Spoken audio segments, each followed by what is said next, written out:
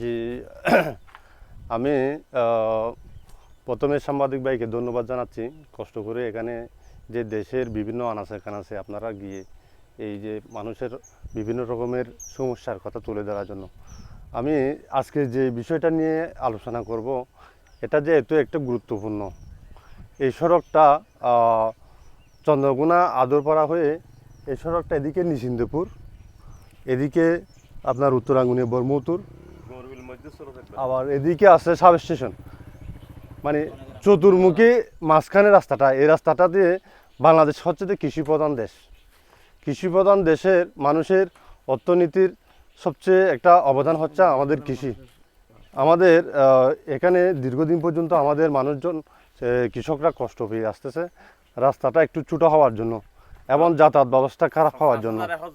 বিশেষ করে আপনি দেখেন এই যে এই কালভার্টটা যদি প্রশস্ত করা হয় তাহলে গাড়ি যাতায়াত ব্যবস্থা সুবিধা হবে। এই রাস্তা দিয়ে আমরা নিশ্চিন্তপুর যেতে পারবো। এখানে যে বাংলাদেশের মধ্যে আমি আগে বলছি, বাংলাদেশের মধ্যে সবচেয়ে বড় বিল হচ্ছে আপনার চলন বিল। চলন বিলের পরে হচ্ছে আমাদের গুমাই বিল।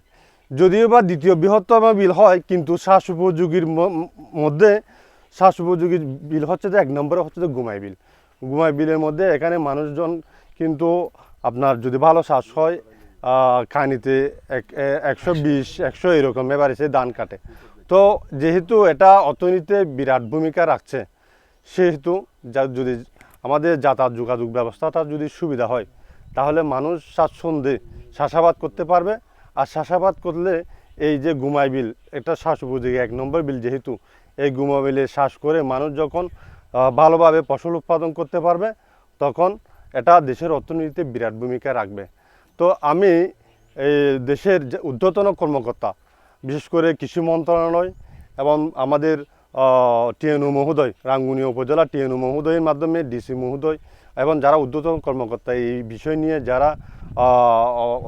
যাদের এই বিষয় নিয়ে কাজ করার মানসিকতা আছে, তাদেরকে ঊর্ধ্বতন কর্মকর্তাদেরকে আহ্বান জানাবো এই রাস্তাটা যাতে প্রশস্ত করে মানুষের যাতায়াত ব্যবস্থা নিশ্চিত করে, যাতে কৃষির জন্য যোগাযোগ ব্যবস্থার জন্য বিশেষ ভূমিকা রাখতে পারে, সেই আহ্বান জানাবো।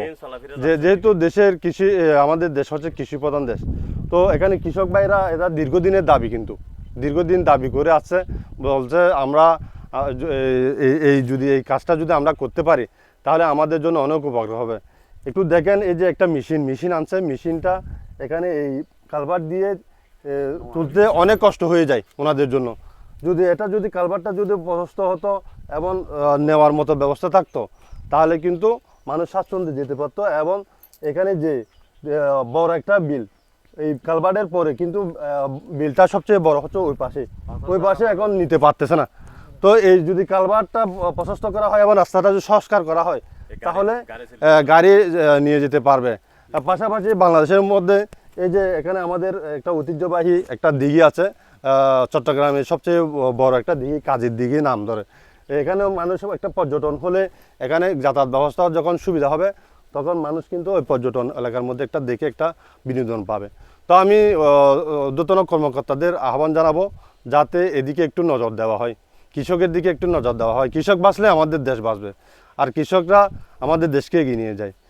আমি সবাইকে ধন্যবাদ জানাচ্ছি, সাংবাদিক ভাইকে ধন্যবাদ জানাচ্ছি যাতে এই বিষয়গুলো একটু তুলে ধরার জন্য। সবাইকে ধন্যবাদ।